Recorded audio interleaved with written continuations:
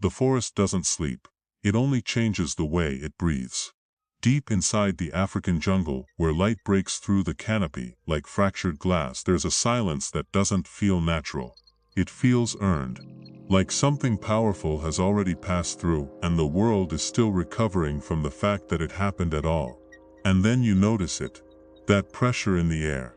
Not sound, not movement, something heavier. Something that makes even the smallest insects hesitate mid-step. A silverback gorilla is near. You don't see it first, you feel it.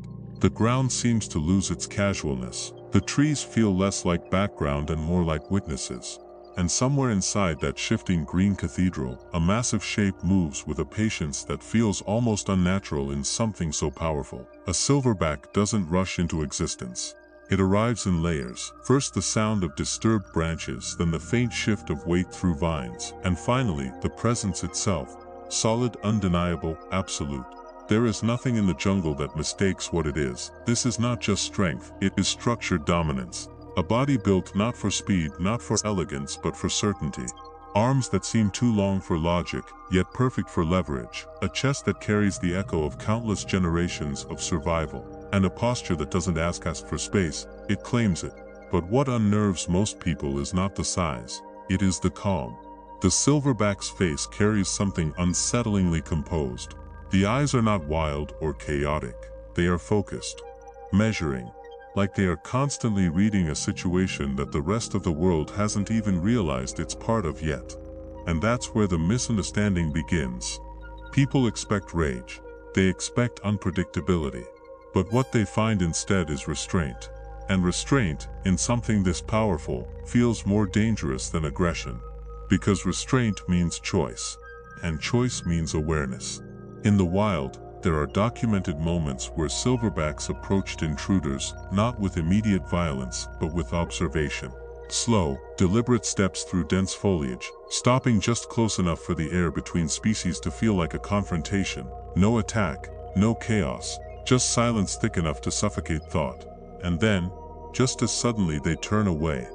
Disappear back into the forest as if the encounter had already been resolved long before anyone realized there was a decision being made.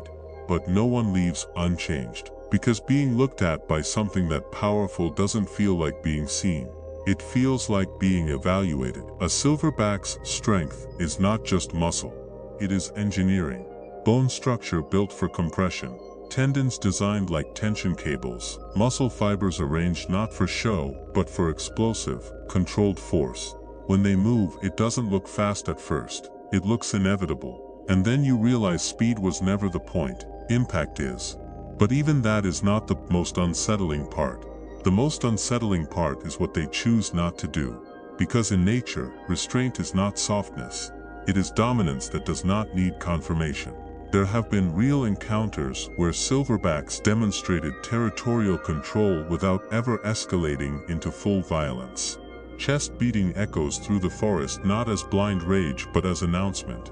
A vibration that travels through trunks and leaves like a message older than language.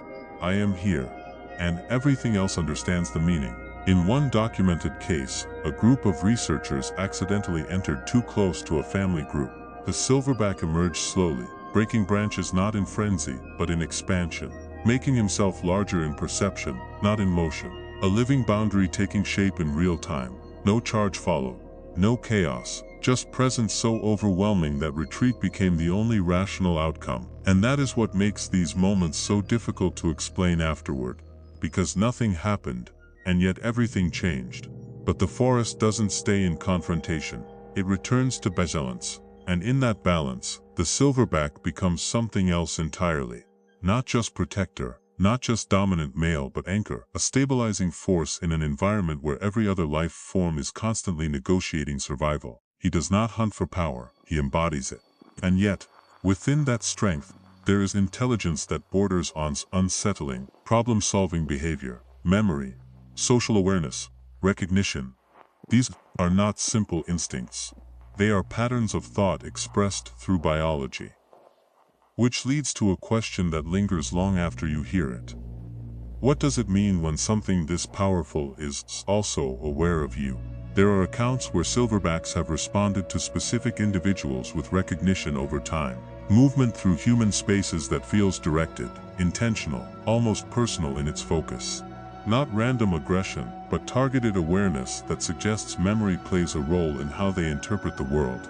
And that possibility is what unsettles people most, because it removes the illusion of distance between us and them. In the wild, dominance is not chaos, it is structure, and structure always has pressure points. There are moments when that pressure becomes visible, not through attack but through expansion. The body becomes language, the chest beat becomes punctuation. The silence between movements becomes threat enough on its own. And yet, even then, the silverback does not need to prove anything beyond existence. Because in the jungle, existence is enough. Everything else adapts. There are also quieter moments that often get forgotten in the shadow of their strength. A silverback sitting with its group, calm among younger gorillas.